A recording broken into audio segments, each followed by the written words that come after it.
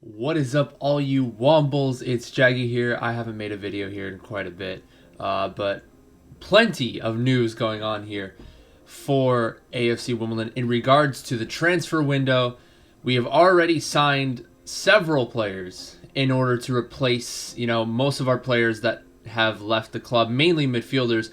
As we all know, AFC Wimbledon have experienced a mass exodus with several players from loan, not being on the team anymore, like Ryan Longman and George Dobson, who, by the way, went to Charlton. Our freaking woes continue. People just leave Wimbledon and go to Charlton. Happens every time.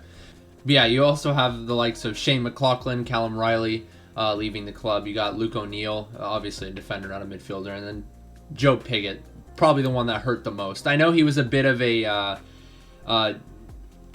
polarizing figure. Most people liked him, but even the people that liked him didn't really like the inconsistency that he had. Like, one game he could show out, score a hat trick, the next he'll just be, he's not going to show up. And I'll be reacting to several highlight videos for these new players because I'm not familiar with most of them. But before I get into that, I would like to shed some light on this particular news article here. Robbo aims to make Wimbledon the place to be for young talent. And if we thought that last season we were going to see major changes, in which we did, we saw completely different AFC Wimbledon side from seasons prior. 2 seasons ago, 3 seasons ago, we had a lot of veterans that kind of... It's not a bad thing to have a team full of experience, but it's just not good for the long term. It's not good for the rebuild. If we thought last season was going to be a major change, this season is going to be even better in terms of, future outlook, in terms of academy players coming up from the academy and playing for us, and signing young talent. Mark Robinson's hard work came to fruition with the arrival of Luke McCormick from Chelsea, which I'll get into.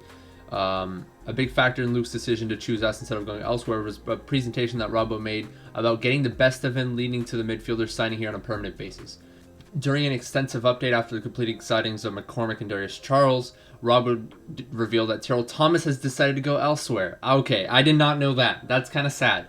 I thought for sure that Terrell Thomas was going to stay at least one more season, considering that, he missed most of last season with the head injury, and I thought he'd be playing for us. That's kind of sad to see. Terrell Thomas was our rock in the back in the beginning of the season, at least, but then Will Nightingale stepped up. And I thought Will Nightingale was absolutely fantastic last season. I'm looking forward to seasons in the future for us. He is one of our own, after all. But Terrell Thomas will not be coming back. I did not know that until now. Sad to see. But at the very least, we have the signing of Darius Charles, one of our most prominent center backs in regards to our promotion from League 2 in the 2015-2016 season. So at least we got that going for us. All right, let's get into our signings now. Luke McCormick. I don't know too much about him. All I know is that he came from Bristol Rovers. I got to get the audio on real quick. Score goals. But if not, I can affect the game with my energy, with my pressing, with my work rate. So, obviously, I'm just looking forward to getting going now. You'd like to see that, because most of our midfielders that we lost, the Callum Rileys, the Shane McLaughlins, they all had one thing in common, and that was work rate. So we really need someone that could fill in that hole. And that's a nice free kick, by the way. That was beautifully placed. But yeah, this is a quick little video just showing some highlights from Luke McCormick. All right. Nice little build-up play there from Bristol Rovers. Nice finish there from Luke McCormick.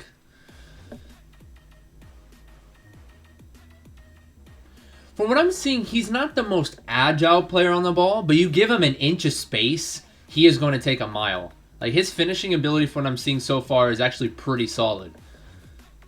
Oh, give him an inch of space. He's going to bury it top corner. All right. I like that. I like what I'm seeing. Last season, we really struggled with somebody that could put it in the back of the net when necessary, especially in our midfield department. Shane McLaughlin, brilliant at making the runs. I would like to highlight one particular game. I forget who they played, but Shane McLaughlin missed like 2 or 3 golden opportunities, especially after making runs and receiving a through ball, being 1v1 with the keeper, or being at least somewhat in good position to bury it, and he shakes 2 shots. All right, we got another little video here. This is just Luke McCormick back when he was playing with the Chelsea Academy, I believe. So let's take a little bit of a further look here at Luke McCormick and what he has to offer. This was a little bit before his days in Bristol Rovers, I believe. Oh, that's Reece James. Reece James, yeah. Reece James is a staple for Chelsea now in that outside back position. So far, we got a couple of poachers goals, nothing too notable. That's a good finish right there, bottom corner. Very clinical. Oh, again, you give him an inch of space, he's going to bury it. See? That's what you like to see, man. You like to see the finishing touch from... oh, that's a good volley. That's a really good volley there from my man McCormick. That's a good ball. I'm really liking the clinicality here. That's a good assist. That's a nice little ball in. All right, McCormick. Yeah. Oh, he's going to bury it. He's going to bury it. No. Okay, he just draws the foul. Okay.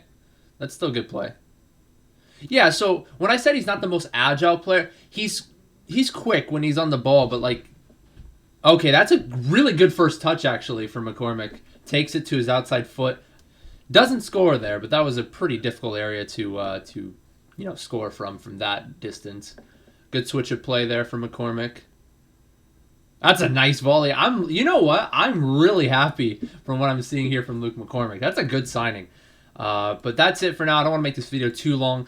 Yeah, I'm really happy from what I'm seeing there from Luke McCormick. I'm going to move on to the next signing. Not Darius Thomas. I wasn't able to find any highlights on him. I am somewhat familiar with his days in AFC Wimbledon back in 2015, 2016. But I don't know. I haven't seen him play that much because I started following AFC Wimbledon back in like 2018 or so. I did, like I said, I did play as FIFA 16 career mode with them. So I did see Darius Thomas in the team sheet. So I'm somewhat familiar with him in that respect. But anyway, let me take a look at Zack Iwalla and what he has to offer. As a former goalkeeper myself, I know the little intricacies of how goalkeeping works, and I know what works and what doesn't work. So let me just analyze him real quick. Let me use my goalkeeping prowess to be able to analyze him.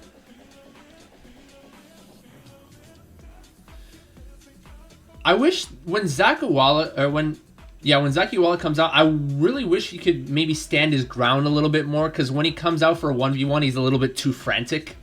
But I like his desire to come out and make himself big. I just wish he was more firmly planted to the ground when he does come out. That was a decent top-hand save there from... Ooh, that's a nice top-hand save there from what? One of my favorite things as a goalkeeper, or one of my favorite things watching other goalkeepers do, is top-hand saves. I truly think it's I shouldn't say a dying art, but it's a very underrated piece of goalkeeping that many people don't pay attention to. The top hand saves are brilliant. I love them. Decent save there.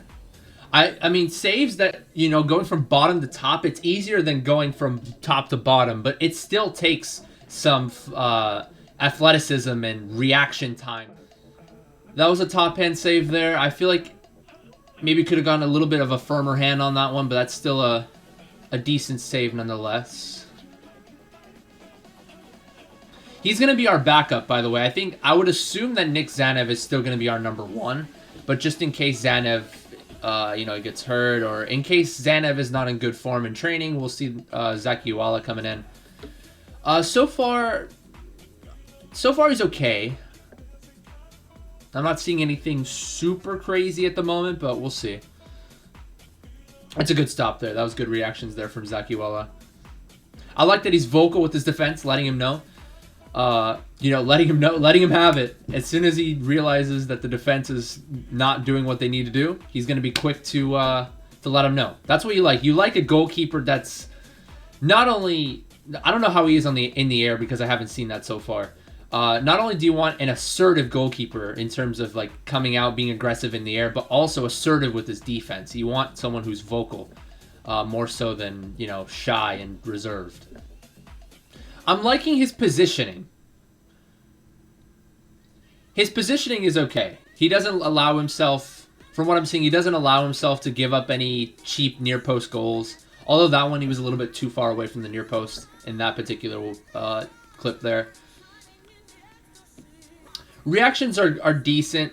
His shot-stopping ability is probably on a level... It's like on a 6 or 7 out of 10 in terms of you know, shot stopping ability in terms of getting all the way from one side of the goal to the other and making like a really crazy save. But his positioning's good. His reaction time's good. Doesn't give away too many, you know, soft rebounds. So overall, he has decent fundamentals as a goalkeeper. I still think Nick Zanev is going to be that number one, but Zack Iwalla for a League One goalkeeper, not too bad. I'd say for Luke McCormick, 9 out of 10 signing. I'm going to give ratings, by the way. Luke McCormick, 9 out of 10. Zack Iwalla, 7 out of 10. All right, next we got Aaron Cosgrave, and this is our replacement for Joe Piggott. I shouldn't say direct replacement, but he is going to be somewhat close to, as close of a replacement as you can get. But we'll see how he is. That's a nice little first touch there. Dink over the goalkeeper as well. Oh, he's going to try to take him 1v1. Does he have space for a shot? Is he going to take it? No. Another defender tracks back. Oh, he turns it back to the other way. Completely wrong footing the defender, but then he decides to lay it off. It's a good ball in there to Aaron Cosgrave. What is he going to do? What is he going to do? He's going to turn the ball back. He's going to put it back down the middle. Maybe a little bit too high. Maybe should have kept it foot height or head height, but still. He has quick feet, very nimble. Good first touch there from Cosgrave. Ooh, he's going to go down the line there.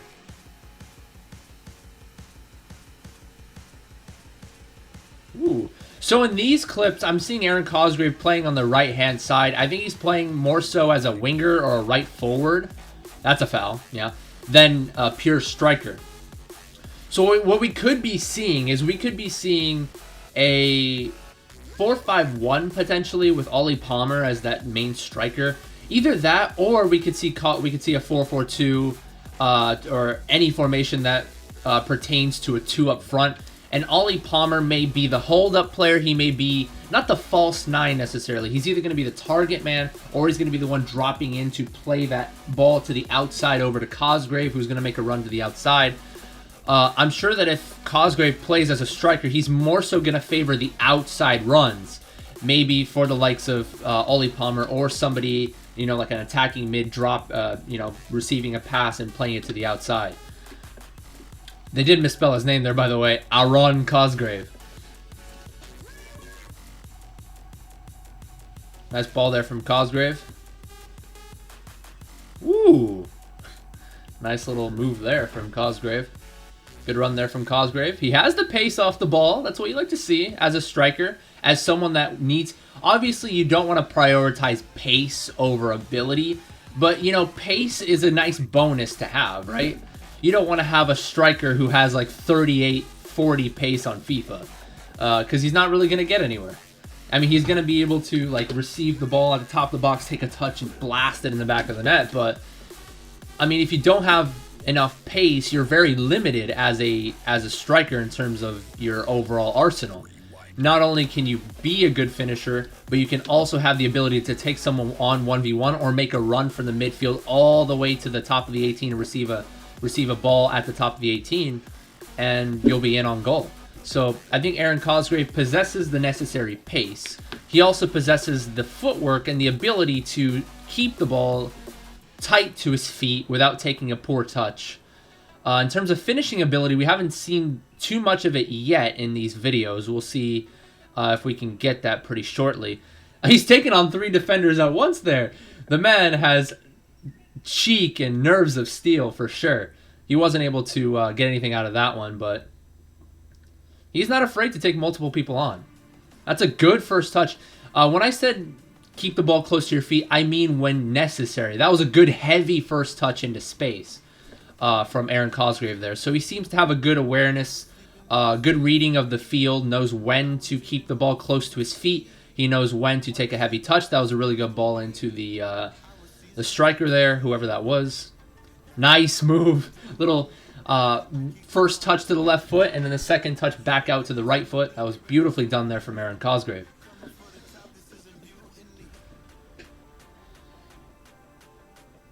Decent physicality, too. I feel like Aaron Cosgrave has a little bit of everything. He has the physicality, he has the pace, he has the skill. The finishing ability, haven't seen too much from yet. So I have a feeling he's not going to be that poacher type of striker. He's not going to be the one who's going to put himself in good areas to finish. He's going to be the one to play that final ball in to your Ollie Palmer, to your Ayuba Sal if he ever makes a run into the box. So I feel like, yeah, see, he just dropped in deep, received that punt. I think we could be seeing an exchange between him and Ollie Palmer in regards to who's going to drop deep and who's going to be staying in the box to be a target man or to be a poacher. The problem I see with Aaron Cosgrave potentially is if he hooks out wide, we may be seeing, you know, the likes of him and Jack Redoni or whoever else is going to play out wide. Maybe them conflicting a little bit on who's going to be staying out wide. We could see the likes, whoever plays out in the right wing, let's say it's going to be Jack Redoni. We could see Jack Redoni making a cut inside from that right wing position inside to the center of the box as Cosgrave hooks out from the striker position to make a run to the outside, assuming he plays as a striker or a forward position rather than a winger. We could be seeing some cross moves from the likes of Redoni and Cosgrave, perhaps, maybe confusing the defenders, throwing them out of a loop, and we'll see what happens. Cosgrave just taking his time here. He's going to take his defender 1v1. Nice quick change of pace there. I like that. You know, slows it down, boom, takes a heavy touch to the outside, beats his defender. Kind of Messi-esque. You know, he's the type of player to slow the play down and then make a run like that. Woo, see? He's not afraid to take multiple people on. He just cuts him in between two players. Another penalty being taken here. Nice penalty there from Aaron Cosgrave, which is something we have lacked from Joe Pigott. And in general, we have lacked someone that could really bury the penalties with absolute conviction. All right, you know what? I'm going to say for a ranking, from what I'm seeing so far, 8 out of 10. I think what holds him back from getting into a 9 to a 10 out of 10 is the fact that I really haven't seen very much finishing ability from Cosgrave in this video. Maybe he hasn't put himself in that many positions to be able to finish because, like I said, maybe he's not a poacher type of player. But we'll see. We'll see. I lack that knowledge, so I'm going to give him an 8 out of 10 for now. But I feel like he has all the fundamentals to be a good forward, whether it's a striker, a right forward, or a winger. I do think he has the capabilities of being a good attacker, rather.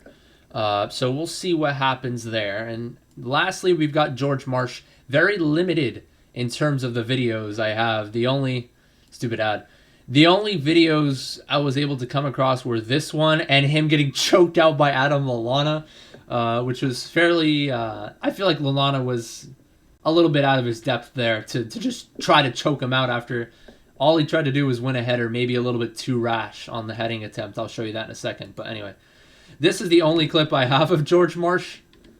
It was a shot coming in, deflected, high, looping ball. He ended up getting on the end of it.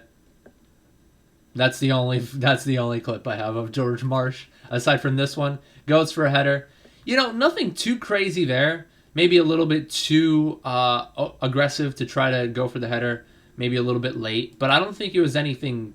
I think it was a little innocuous more than anything. Adam Lallana just decides to choke him. Maybe it was the heat of the moment. Liverpool were perhaps losing that game. Yeah, they were. They were losing 1-0. So, yeah, a little bit of frustration and tension being built up there. But that's all I have for George Marsh, unfortunately. But so far, I'm liking what I'm seeing here in terms of the signings. I'm liking the mentality that Mark Robinson is having right now with this side. He's prioritizing the long-term rebuild, the 2, 3, 4 years down the road, instead of focusing on the here and now. I feel like 3 or 4 years down the line, we could potentially make a push for the championship. If not this season, I think we'll place maybe third, I want to say 14th to 13th, higher than last season, higher than the season prior. We're not going to be a relegation candidate anymore. I truly, firmly believe that. But I can see 2 to 3 years from now potentially getting promoted to the championship. So, long-term rebuild, definitely there. Yeah, let's see what happens, boys. Thank you guys so much for watching. If there are any more signings in the future, I will make an update video on that, maybe a part 2, and then, react to those particular signings. So, stay awesome, everybody. Come on, you Dons.